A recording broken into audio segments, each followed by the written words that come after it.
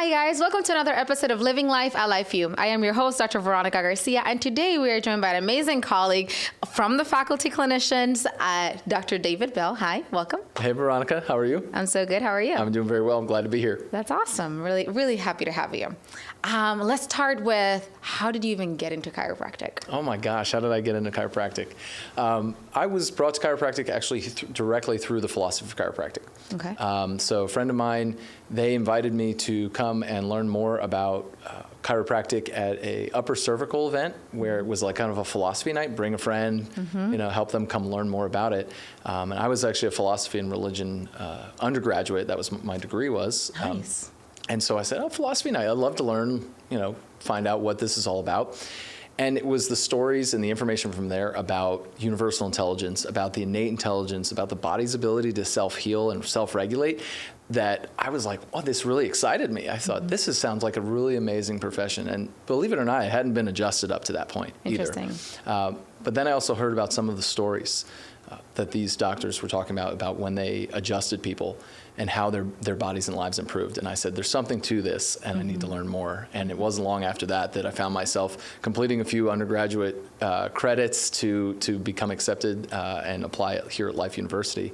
Awesome. And I journeyed and went head first into it. And of course, upper cervical at the time, because that was what I was introduced as. So I said, well, let me find a doctor that does that, and got involved that way.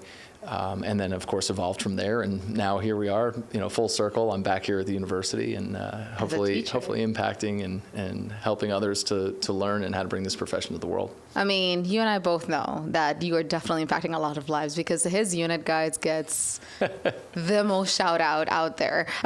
He is in our outpatient clinic, Center for Optimal Health and Performance at Life University. So right outside campus, but still on the same road. And he is one of the faculty clinicians in the unit. So what students are with you? What quarters are with you? Okay, so right now we get hands-on mostly with 10th, 11th, and 12th quarter students. Gotcha. So they're in the tail end of the program here. Ninth quarter students currently come down and they get an observation opportunity where they come in, they learn before they jump full bore into the outpatient clinic what that experience is going to look like and what patient care looks like, and really pacing, what does a daily visit really look like when you have an outpatient who comes in, wants care, and also has to get back to their life as well.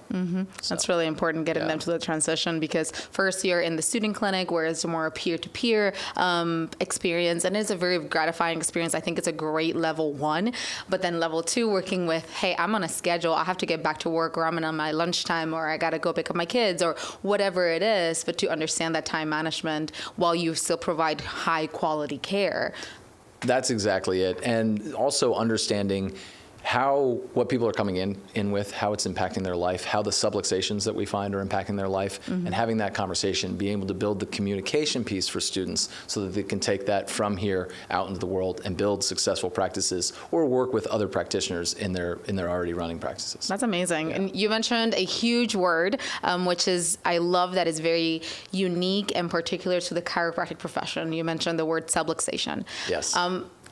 If you were watching, you'll notice that he has an amazing bow tie that is filled with safety pins. And this was not planned, I promise. My earrings are safety pins today. Yes.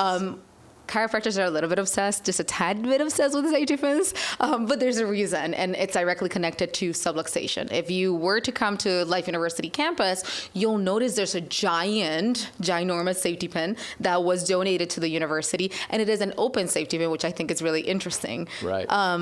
Talk to me a little bit about that safety pin cycle. I'm going to take my earring off for those who are watching, but safety pin cycle. So the safety pin cycle. So the safety pin cycle is critical to making the understanding of the subluxation simpler, right?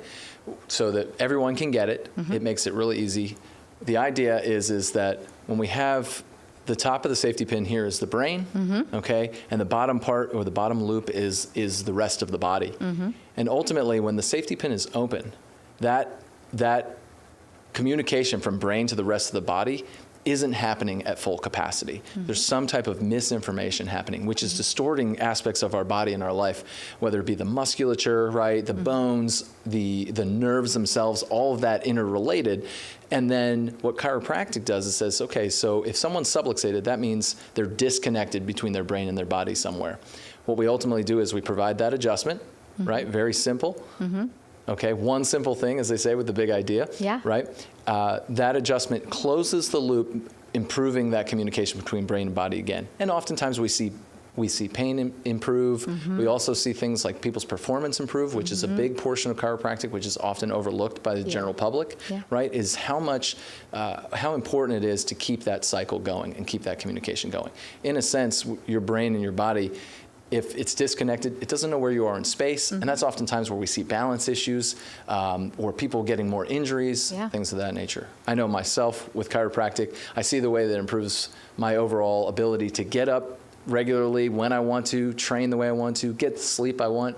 I definitely noticed, because there was a period, within the past couple of years where I wasn't getting regular care. And it was actually Dr. LaMarche through one of his talks, and I'd heard it multiple times, where he had talked about his own health crisis through chiropractic. Or before, while he was a chiropractor, and getting back under regular care, how that had changed his life. And I said, you know what? I need to be living in that way too, and I can tell there's a difference, right? So it's sometimes interesting when you're a chiropractor, you get it, and at the same time, you need to be reminded, and then you see, okay, hey, let me get back into it. And I could tell there was an aspect of me, or a part of my life, where my brain and my body weren't connected. Right. And just one more thing in that regards is, when I started getting upper cervical care originally, this is when I first recognized it, because I really didn't have the typical chiropractic story of, I have back pain, I have neck pain, or anything of like that, which is how a lot of people see chiropractic to begin with. So I just was understanding the philosophy. And that's how I started getting care. Next thing I knew, one of the things that had happened is, as I was getting care and I was starting the program, I had this urge, this part of me that was like, I need to sit in the front of the room. I need to be more engaged. And I was feeling more engaged, and I was retaining information differently. And immediately I was becoming a source for other students during my time in the program. And the only thing I can attribute to that is the fact that being subluxated versus not being subluxated, because there wasn't really anything else I had changed about my life. I was already being physically fit.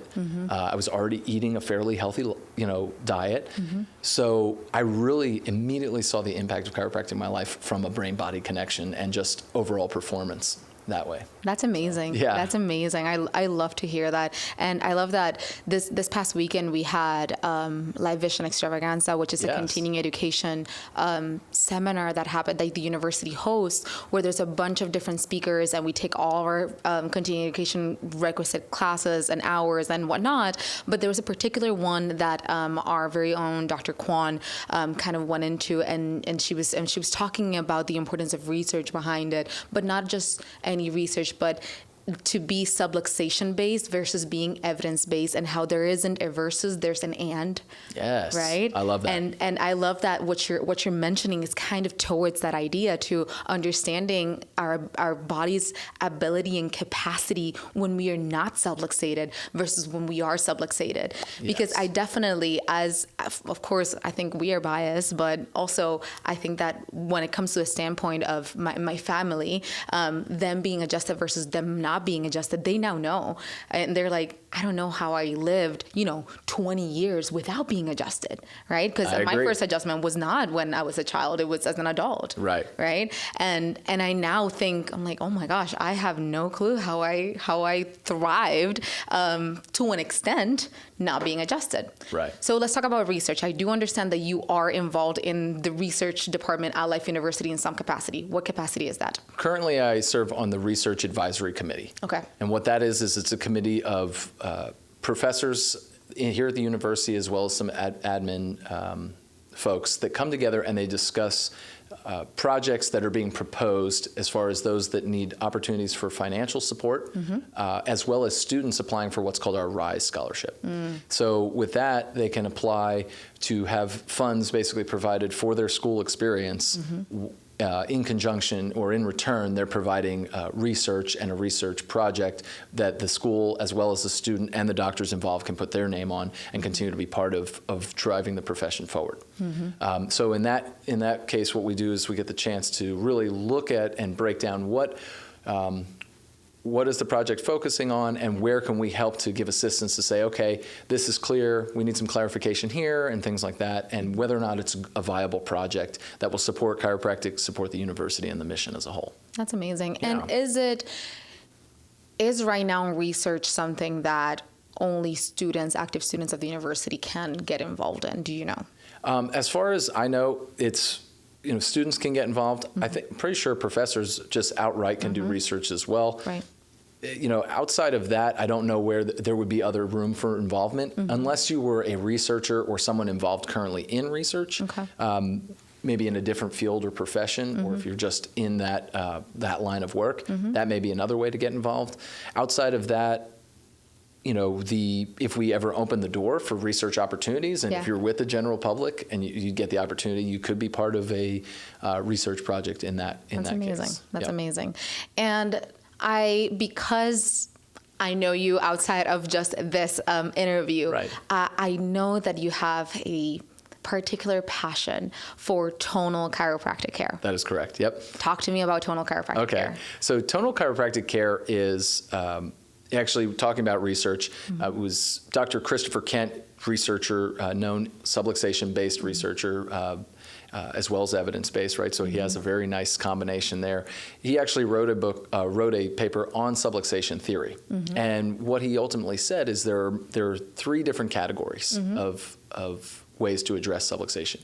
And it was the tonal model, the last one that he wrote, that kind of drew me further in that direction. And what I always tell people, one, is that chiropractic is based in tone.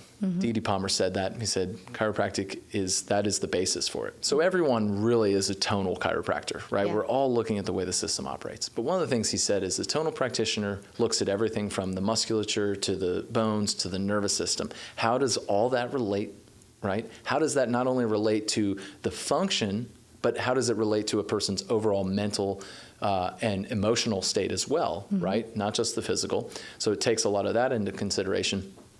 And then he also said a tonal model takes into consideration what method or force application for a person works best in their situation. If I'm going to use a drop table versus an instrument versus using my hand versus, is it going to be an HVLA or does it just have to be a gentle touch with my thumb? Activator and things like that. They started as thumb adjusting and then they moved into instruments. So there's different ways of working with the system and each person has a unique system, right? Each person's coming to the table with something unique. So, and there's going to be people that sometimes say, well, I don't like the idea of that. So how do you help that person and start with that person? Or the idea of a traditional chiropractic adjustment and work them to that place where they can feel comfortable to ultimately receive in that way. And I think that's one of the things that Tonal Lens does is it helps with that. That's amazing. The other thing from that research perspective is they often use a lot of instrumentation and different outcome measures. So he says in there, the definition is there's a heavy focus on outcome measures,